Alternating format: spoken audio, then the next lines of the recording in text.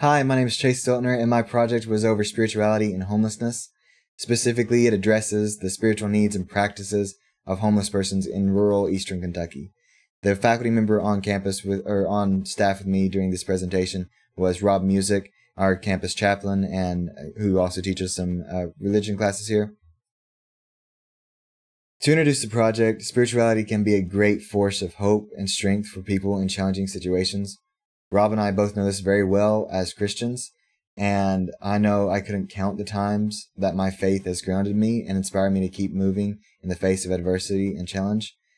So we also understand that homelessness can be such an adversity and challenge for many people, especially in our region.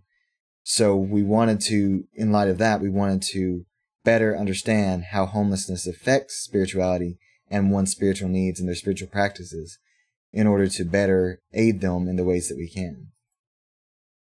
Some background on our project was that we defined or constructed a working definition of spirituality for our research purposes, and that's displayed on screen now. The definition was heavily founded on the work of Aru Narayansamy and Dr. Maya Spencer, and then we used that definition to guide us in developing our survey, which we based on an adaptation of the FICA and HOPE models, along with some influence of other survey models as well. The participants we had were 19 in total.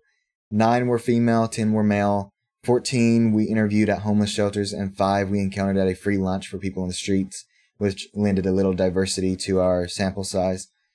Then 18 of those participants mentioned a history of trauma or substance abuse. The interesting part here was that was not in our survey. That was not inquired about in our survey. So that information was volunteered. The design originally was that homelessness would be the independent variable, and we were concerned as to how homelessness affected one's spiritual needs, their spiritual practices, or their overall spirituality, and that was summarized or compiled in the survey results. Some other things we tracked were substance abuse history and trauma history, along with their religious background and current religious affiliation. The procedure of the project was that we researched some literature on spirituality and homelessness, then we formulated our survey, and then the questions there we based on previous research and assessments. Then we contacted the shelters we were intending to interview at. We conducted those interviews and constructed them in a way to leave room for open-ended responses so that we could gain more qualitative data for analysis, which we then did analyze and compile.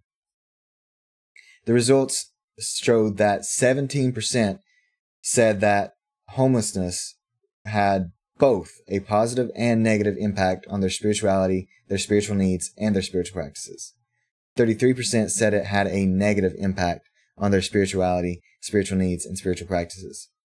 39% said that it had a positive impact on their spirituality, spiritual needs, and spiritual practices.